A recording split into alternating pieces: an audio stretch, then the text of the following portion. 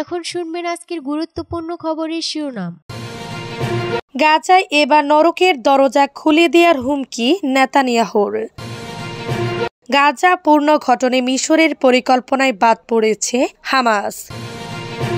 সিরিয়ায় মার্কিন বিমান হামলায় আল কায়দা নেতা নিহত।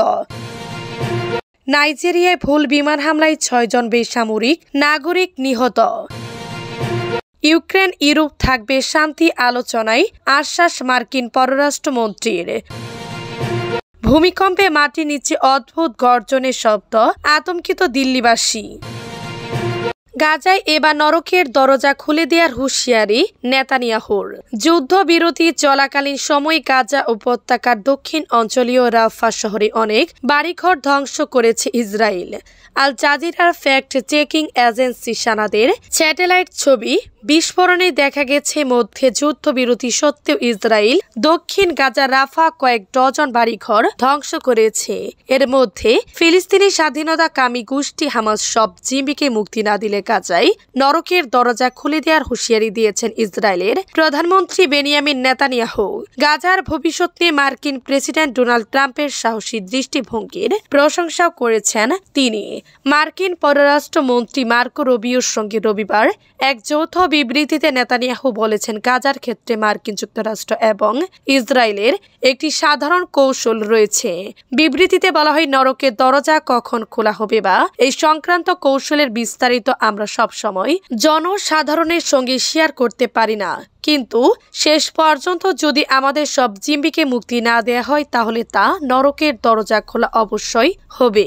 নেতানিয়াহু আরও বলেন, আমরা হামাসের সামরিক সক্ষমতা এবং গাজায় তার রাজনৈতিক শাসনকে শেষ করে দিব।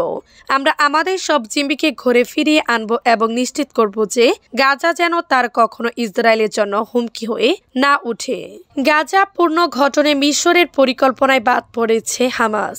গাজা উপত্যকার পুনর্গঠনে মিশরের পরিকল্পনায় বাদ পড়েছে ফিলিস্তিনি স্বাধীনতাকামী সংগঠন হামাস। মূলত গাজাকে যুক্তরাষ্ট্র নিয়ন্ত্রিত মধ্যপ্রাচ্যের রিভিরা বানানোর যে পরিকল্পনা করছেন মার্কিন প্রেসিডেন্ট ডোনাল্ড ট্রাম্প, তার বিকল্প হিসেবে মিশর বিশ্ব ব্যাংকের সহযোগিতায় গাজা পুনর্গঠনের একটি পরিকল্পনা তৈরি করেছে। এই পরিকল্পনায় হামাসকে আনুষ্ঠানিকভাবে প্রশাসন ও পুনর্গঠনের নিয়ন্ত্রণ থেকে দূরে রাখা হচ্ছে। মিশরের এই পরিকল্পনা অনুসারে পুনর্গঠনের প্রক্রিয়া অস্থায়ীভাবে একটি সামাজিক বা সম্প্রদায় ভিত্তিক সমর্থন কমিটির অধীনে পরিচালিত হবে, যেখানে হামাসের কোনো সদস্য থাকবে না। তবে গাজায় হামাসের ভবিষ্যৎ সামরিক অবস্থান অনিষ্পন্ন থাকায় এই পরিকল্পনা অনুমোদনের ক্ষেত্রে বড় বাধা হতে পারে। ইসরায়েল, সংযুক্ত আরব আমিরাত ও কাতারের মতো আরব দেশগুলো গাজা পুনর্গঠনের জন্য অর্থায়নের পরিকল্পনা করছে, তবে তাদের শর্ত হচ্ছে ফিলিস্তিনদের গাজায় থাকার অধিকার থাকতে হবে এবং তাদেরকে মিশর ও জর্ডানের সামরিক বা স্থায়ীভাবে চলে যেতে বাধ্য করা যাবে না। পুনর্গঠনের এই প্রক্রিয়া 3 থেকে 5 বছর সময় নিতে পারে, কারণ ইসরায়েলের ধ্বংসযজ্ঞে গাজার প্রায় 65% অবকাঠামোই মাটির সঙ্গে মিশে গেছে। সিরিয়ায় মার্কিন বিমান হামলায় আল কায়দা নেতা নিহত। সিরিয়ার উত্তর পশ্চিম অঞ্চলে শনিবার একটি বিমান হামলায় আল কায়দা সম্পর্কিত সন্ত্রাসী সংগঠন হুরাস আল দিনের এইচএডি এক জ্যেষ্ঠ সদস্য নিহত হয়েছেন। সোমবার আরব নিউজ তাদের এক প্রতিবেদনে এ খবর জানিয়েছে। খবরে বলা হয়, রবিবার মার্কিন সামরিক বাহিনীর কেন্দ্রীয় কমান্ড সেন্টকম তাদের বিবৃতিতে জানিয়েছে এ হামলা লক্ষ্য ছিল হুরাস আল দিনের সিনিয়র অর্থ ও সরবরাহ কর্মকর্তা, তবে তারা ওই ব্যক্তির নাম উল্লেখ করেনি। সেন্টকম আরও জানিয়েছে এ হামলা সন্ত্রাসী সংগঠনগুলোর বেসামরিক নাগরিক ও সামরিক কর্মীদের উপর হামলার পরিকল্পনা ব্যাহত করতে পরিচালিত হয়েছিল।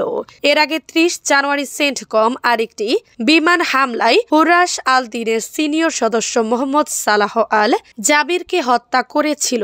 2018 সালে অনুষ্ঠিত হুরাস আল দিন 2019 সালে সন্ত্রাসী সংগঠন হিসেবে তালিকাভুক্ত হয় এবং এর বেশ কয়েকজন সদস্যের বিরুদ্ধে আর্থিক পুরস্কার ঘোষণা করা হয়। নাইজেরিয়ায় ভুল বিমান হামলায় 6 জন বেসামরিক নাগরিক নিহত।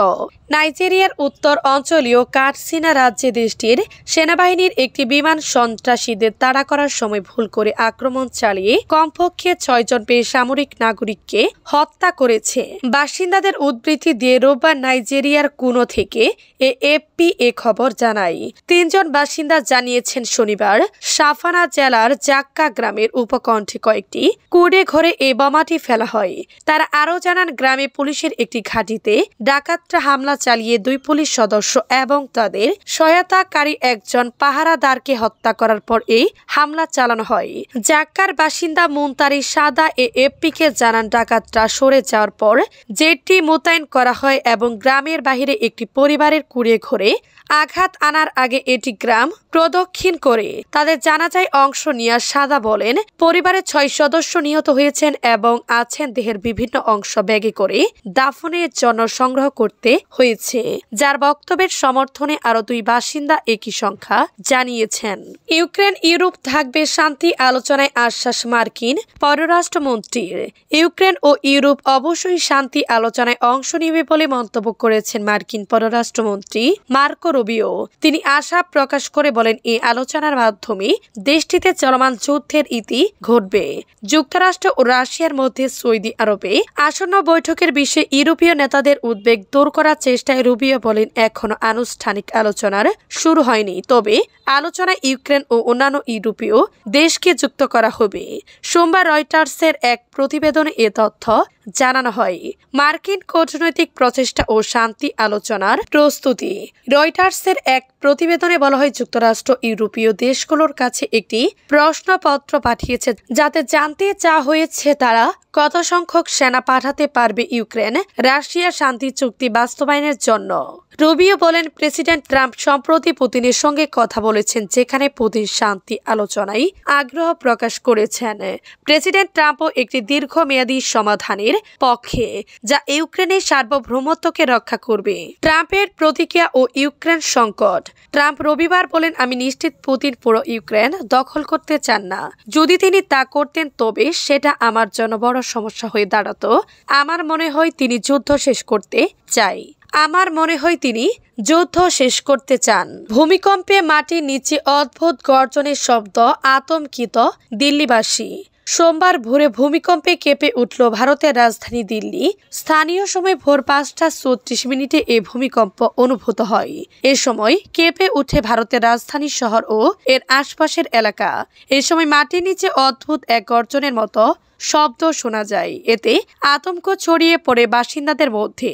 লোকজন ছোটাছুটি করে ঘর ছেড়ে বাহিরে বেরিয়ে আসেন। এতে তাৎক্ষণিকভাবে হতাহতের কোনো খবর পাওয়া যায়নি হরিয়ানা সহ বিভিন্ন জায়গায়। তবে 4 মাত্রার এই ভূমিকম্প সাড়া ফেলে দিয়েছে দিল্লিতে।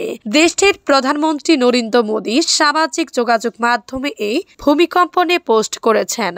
বাসিন্দাদের সতর্ক থাকার অনুরোধ করেছেন তিনি। নরেন্দ্র মোদী লিখেছেন, দিল্লি এবং আশপাশের এলাকায় কম্পন অনুভূত হয়েছে।